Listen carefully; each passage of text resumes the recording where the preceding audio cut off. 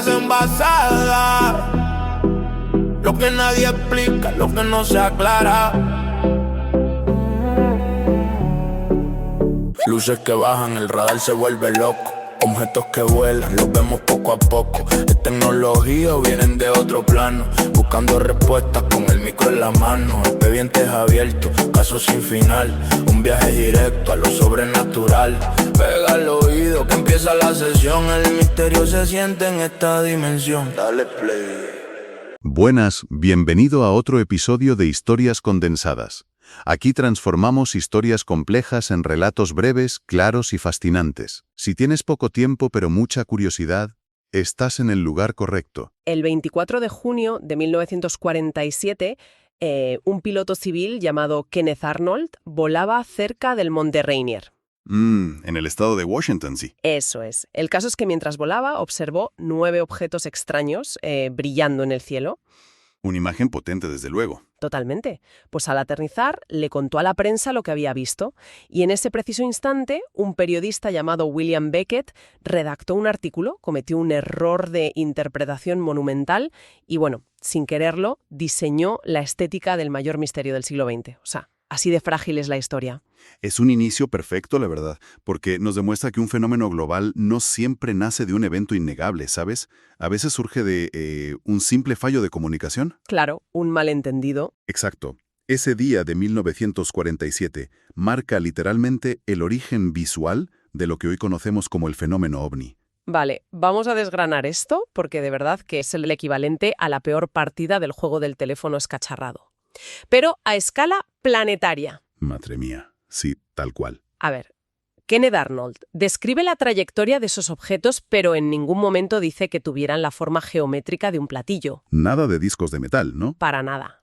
Lo que le explica al periodista es que esos aparatos volaban con un movimiento errático, como rebotando en el aire. Y sus palabras exactas, fueron que se movían como platos lanzados dando saltos sobre el agua. Ajá. O sea, estaba describiendo la física del vuelo, una aerodinámica extraña, no el chasis de una nave. Lo fascinante de esto es cómo un simple error semántico condicionó por completo la percepción visual de toda una cultura. Fíjate que William Beckett escuchó la palabra plato y en su artículo directamente escribió que los objetos tenían forma de platillo. Claro, un matiz que lo cambia todo. Lo cambia absolutamente todo. La noticia se distribuyó por todo el país y de la noche a la mañana nació el concepto de platillo volante. Y a partir de ese error tipográfico, de esa imagen mental plantada en la sociedad, miles de personas en las décadas siguientes empezaron a mirar al cielo y milagrosamente a ver platillos volantes. Es alucinante. O sea, si Beckett hubiera escrito que volaban, no sé, como dados rebotando en una mesa, hoy tendríamos décadas de películas con extraterrestres llegando a la Tierra en cubos gigantes. Seguramente. Es así de arbitrario. Pues por eso hoy vamos a hacer una inversión profunda en esta idea. Tenemos sobre la mesa una montaña de fuentes extraordinarias. Muy buena, sí. Tenemos extractos del diccionario temático de ufología, un ensayo exhaustivísimo del investigador Vicente Juan Ballestero Olmos sobre la desclasificación militar en España e incluso un documento original de 1969 desclasificado sobre un avistamiento en Gerona. Un material de primera. Ya te digo. Y a quienes nos escuchan, el objetivo de hoy no es debatir si hay vida en otros planetas, para nada.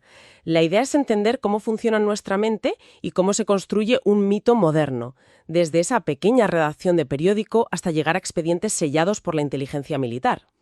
Exactamente. Porque, a ver, la evolución de este mito no se detiene en ver unas simples luces en el cielo en los años 40. La narrativa sufre una mutación radical con el tiempo. Sí, se transforma por completo. Pasamos de observar objetos metálicos a plena luz del día a que cientos de personas empiecen a reportar historias profundamente aterradoras. Hablamos de secuestros alienígenas en la intimidad de sus propios dormitorios. Madre mía, el salto es tremendo. Y las fuentes que manejamos documentan este salto, de la tecnología aeronáutica a la psicología profunda, con un detalle casi clínico. Es que revisando el concepto de abducción en el diccionario ufológico, la progresión parece sacada de un thriller psicológico.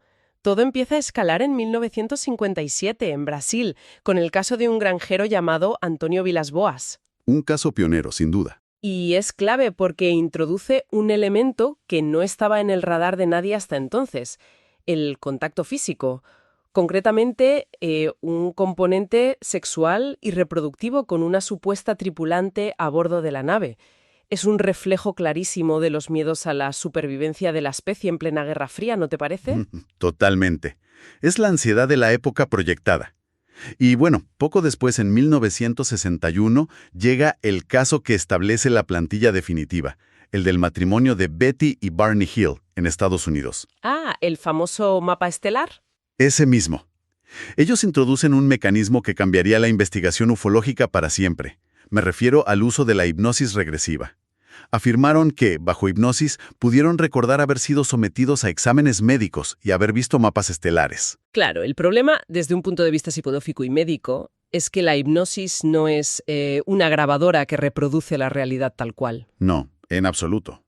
Es un estado de altísima sugestionabilidad.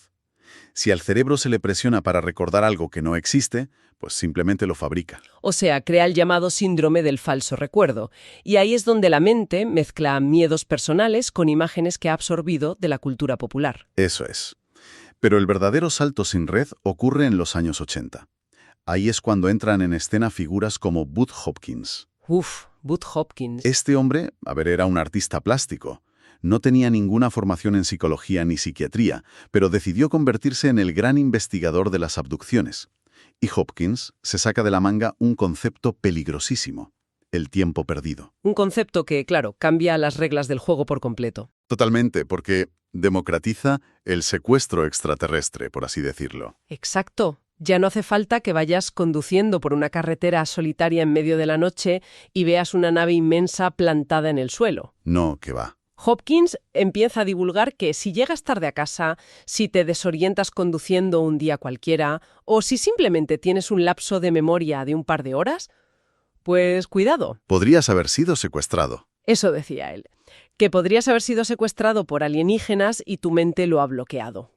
Así que el fenómeno se independiza de la nave espacial, literalmente, y nacen los visitantes de dormitorio. Una figura terrorífica. Mucho. Entidades que ya no necesitan aterrizar con luces y ruido, sino que supuestamente atraviesan las paredes de tu casa mientras duermes. Aquí es donde se pone realmente interesante, porque si analizamos esto con perspectiva, hay algo muy llamativo. No es una coincidencia maravillosa que los extraterrestres de los años 50 bajaran de sus naves exigiendo el desarme nuclear mundial, igual que en las películas de la época. Sí, el clásico mensaje pacifista. Claro, y 40 años después, en los 90, esos mismos extraterrestres de repente pierden el interés en las bombas atómicas y se dedican a hacer terapias genéticas, a recolectar ADN y a dar lecciones espirituales. Es como si el fenómeno ovni fuera un espejo perfecto de las ansiedades de cada década, de lo nuclear a lo genético. Si conectamos esto con la perspectiva general, la antropología define esta evolución como la creación de una nueva religiosidad no institucionalizada. Es decir, vivimos en una sociedad donde la fe en la tecnología y la ciencia ha desplazado, en gran medida, a la religión tradicional. Ya, la ciencia es el nuevo dogma para muchos. Pero el ser humano sigue teniendo las mismas angustias existenciales de hace 3000 años. ¿Quiénes somos? ¿De dónde venimos? ¿Qué hay después? Y al no encontrar consuelo en la teología clásica, ciertos sectores buscan esas respuestas usando un vocabulario que suena científico. Aunque no lo sea. Exacto, aunque no lo sea. Ya no hablan de ángeles, demonios o carros de fuego. Hablan de hibridación genética, dimensiones paralelas y conciencias cósmicas. Fíjate que el psiquiatra de Harvard, John E. Mack, llegó a defender en los 90 que estas abducciones eran, de hecho, un rito doloroso hacia una evolución espiritual superior. Madre mía. ¿Un psiquiatra de Harvard diciendo eso? Sí.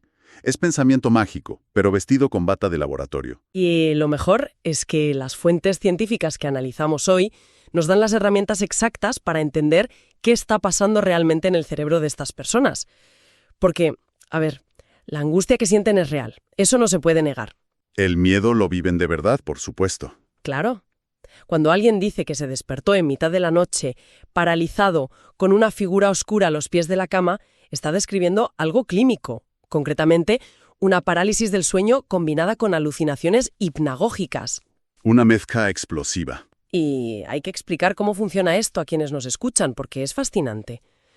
Cuando soñamos, el cerebro envía una señal para paralizar los músculos y evitar que actuemos los sueños y, bueno, nos hagamos daño. Un mecanismo de defensa básico. Exacto.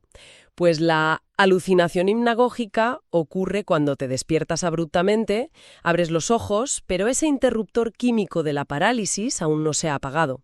Tu motor de sueños sigue funcionando, proyectando imágenes de pesadilla directamente sobre la habitación real. ¡Qué angustia! Y tu cerebro, desesperado por entender esa sombra amenazante, recurre al archivo cultural más cercano. Y hoy en día ese archivo está lleno de extraterrestres de ojos grandes. Tiene todo el sentido. Y ojo, que va más allá de la química del sueño. El diccionario temático de ufología menciona experimentos muy reveladores, como los del doctor Michael Persinger. Ah, el famoso casco. Sí.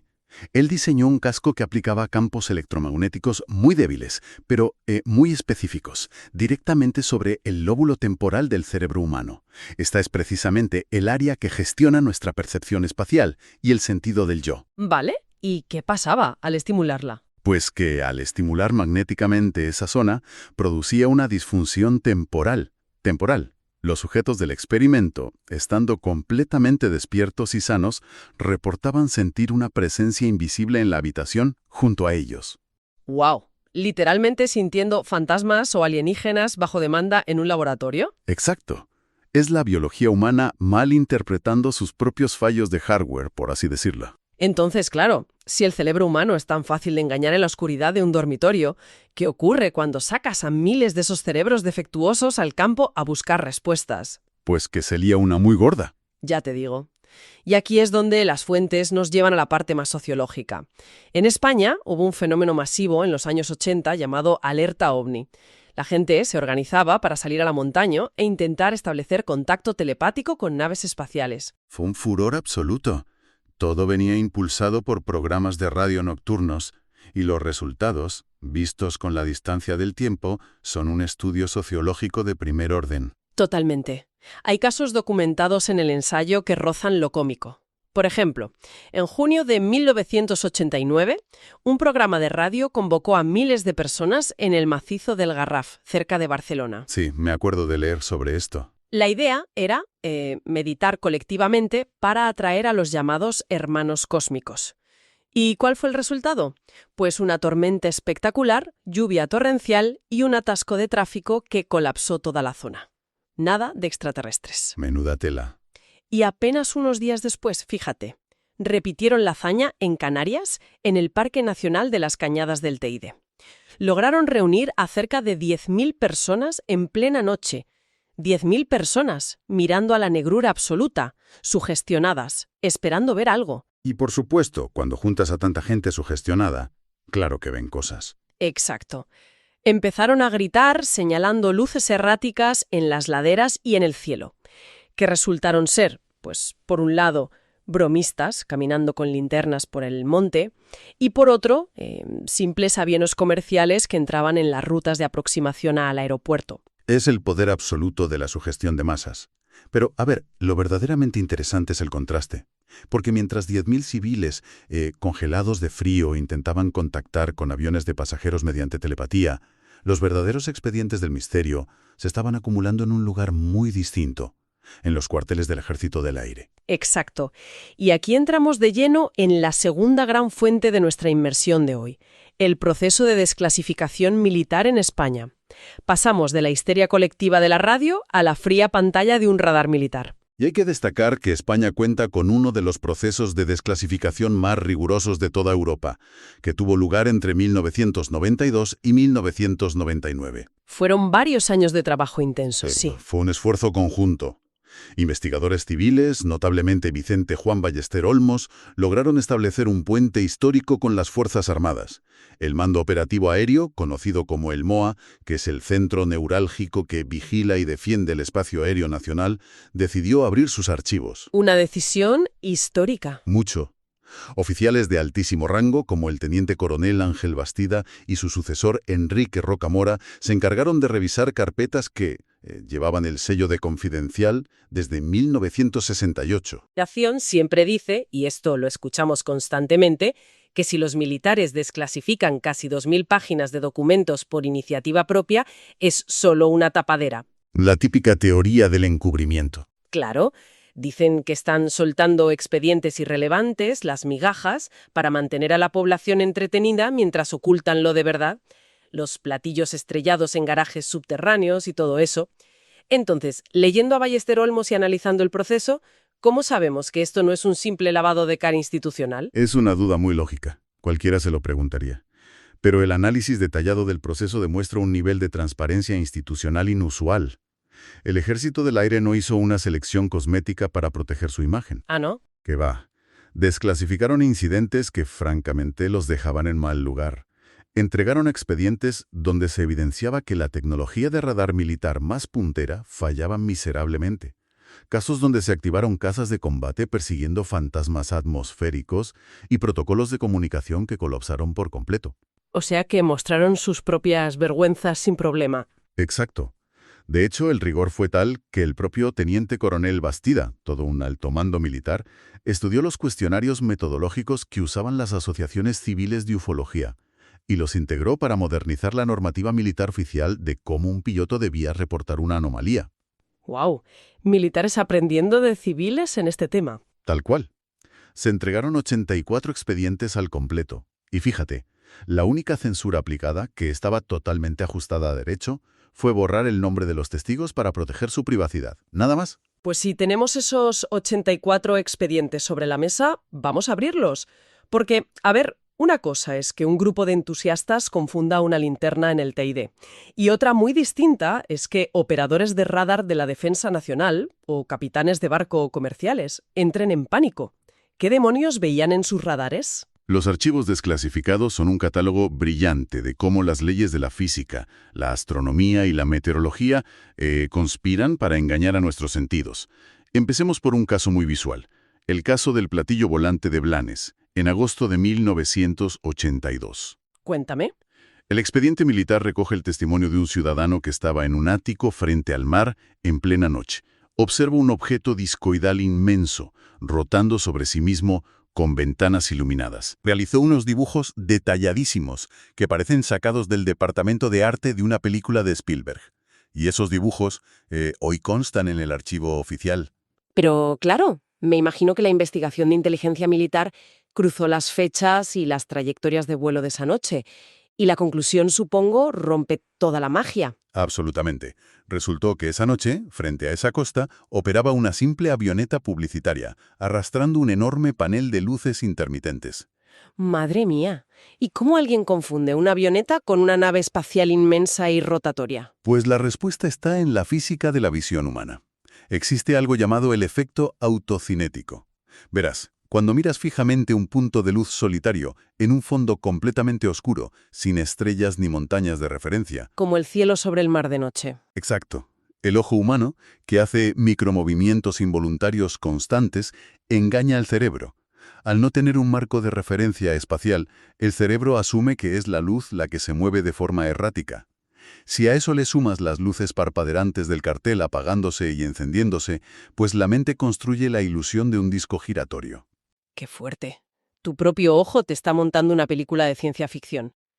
Y luego hay casos que involucran a todo el continente, como el famosísimo bólido de Navidad, del 25 de diciembre de 1980. Ese fue un caso sonadísimo en toda Europa. En los archivos vemos que un capitán destinado en Navarra, que no era un novato sino un experto controlador de tiro de misiles del ejército, emite un informe diciendo que ha visto un cuerpo central enorme con retropropulsión, soltando humo, flanqueado por objetos menores. Suena tecnología de vanguardia innegable, la verdad. Lo parecía, desde luego. Pero el ejército español se puso en contacto con el NORAD, el Mando Norteamericano de Defensa Aeroespacial, que monitoriza absolutamente toda la basura espacial y satélites del planeta.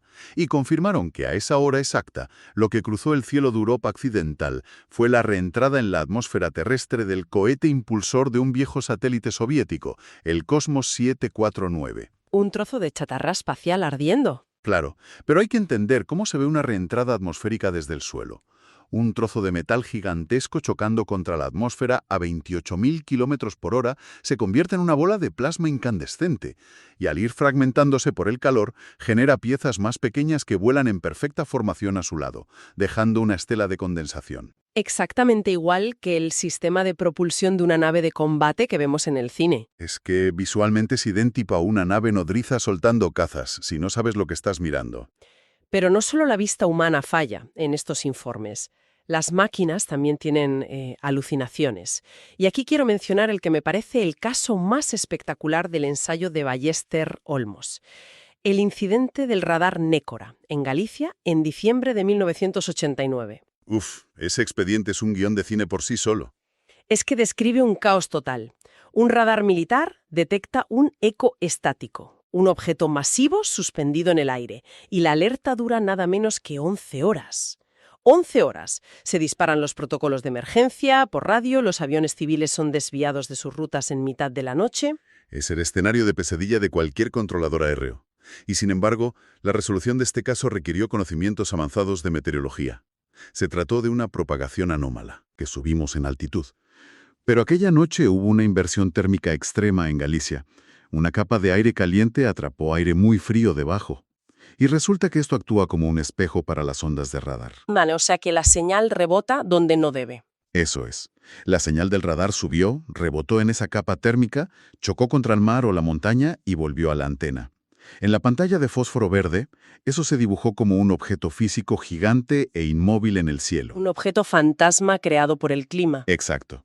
Y por si fuera poco, esa misma anomalía meteorológica provocó que el planeta Venus se viera desproporcionadamente brillante en el horizonte aquella noche, y además colapsó las comunicaciones por radiofrecuencia. 3 fenómenos físicos independientes coincidiendo en el tiempo para crear, el espejismo militar perfecto. Madre mía, entonces, ¿qué significa todo esto? Porque leyendo los informes finales, las estadísticas de desclasificación son implacables. El 85% de los expedientes militares resultaron ser OVI, objetos volantes identificados. La inmensa mayoría, sí. Reentradas de chatarra soviética, ilusiones ópticas provocadas por Venus o globos estratosféricos de investigación franceses arrastradas por el viento. Si tuviera que resumirlo en una analogía para quienes nos escuchan, diría que nuestro cerebro funciona exactamente igual que el teclado del teléfono móvil, autocompletando una frase. Me gusta mucho esa metáfora. Es que, piénsalo, si ves unas luces extrañas parpadeando y tu cerebro no tiene datos suficientes, pues no se detiene a analizar variables de propagación anómala de radar o efectos autocinéticos. Autocompleta inmediatamente con la palabra platillo volante, porque esa es la imagen que la cultura pop ha metido en tu caché mental durante los últimos 80 años. Esto plantea una pregunta importantísima sobre la fiabilidad humana, porque desmonta el gran argumento de autoridad que suele usar la ufología.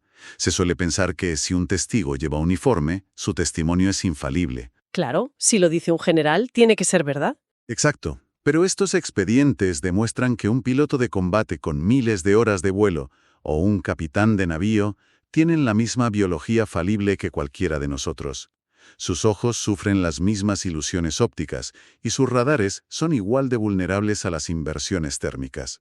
No existe el observador perfecto ante un fenómeno natural extraordinario. Y así, navegando por estas fuentes, llegamos al final de un viaje que, la verdad, me parece asombroso. Hemos arrancado en el año 1947 con el piloto Kenneth Arnold y el malentendido periodístico de los platos rebotando, que diseñó los platillos volantes. Un viaje largo, desde luego. Hemos visto cómo los miedos humanos mutaron esa simple imagen de luces en el cielo en terapias de abducción, falsos recuerdos y en una especie de religión tecnológica para calmar nuestras ansiedades modernas. Y finalmente hemos entrado en las instalaciones secretas del Ejército del Aire. Solo para descubrir que la realidad, guiada por la meteorología, la física y la astronomía, es mucho más prosaica, pero fíjate, igual de fascinante que cualquier guión de ciencia ficción. Totalmente, y creo que es vital para la audiencia entender esto. Sí, el gran aprendizaje de esta inmersión es comprender el inmenso poder de construcción de la realidad que tiene la mente humana. Entender la ufología, analizar estos documentos militares y sociológicos, no va de mirar por un telescopio para entender el universo exterior. Va de poner un espejo frente a nosotros mismos. Nos enseña cómo la biología de nuestros ojos, los sesgos cognitivos de nuestro cerebro y la herencia de nuestra cultura diseñan literalmente el mundo que creemos estar viendo. Nuestra mente siempre intentando poner orden en el caos de la oscuridad. Pero claro, sería injusto cerrar este análisis sin mencionar un último dato crucial que esconden estos expedientes oficiales. Hablábamos de que el 85% de los casos se explicaron de forma natural.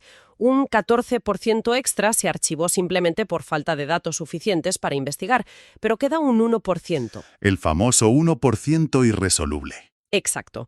Un 1% de expedientes, como el célebre incidente de Burgos del año 1975, que involucró a múltiples testigos militares, confirmación simultánea en el radar y objetos realizando maniobras físicas absolutamente imposibles para nuestra aerodinámica. Casos que desafían toda explicación racional actual. Y tras pasar por todo el rigor metodológico y científico de la élite del ejército, este caso, y unos pocos más, siguen catalogados de forma oficial como verdaderas anomalías científicas. A lo largo del análisis de hoy hemos visto cómo nuestro cerebro intenta autocompletar el misterio con mitos.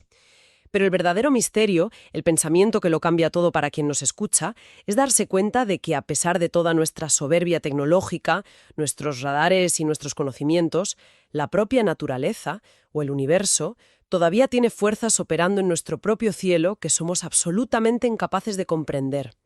Y con esa idea, dejamos los archivos por hoy. Y hasta aquí el episodio de hoy. Nos escuchamos pronto. Gracias por estar al otro lado.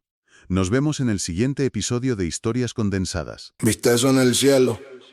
No estamos solos. Bienvenidos al archivo. Son historias envasadas, donde la verdad se queda guardada. Luces en el cielo, una huella en la nada. Misterios que te dejan la mente volada. Historias envasadas, lo que nadie explica, lo que no se aclara.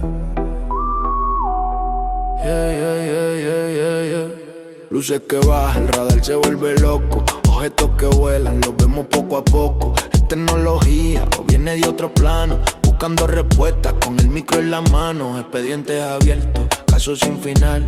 Un viaje directo a lo sobrenatural. Pega el oído que empieza la sesión. El misterio se siente en esta dimensión. Dale play.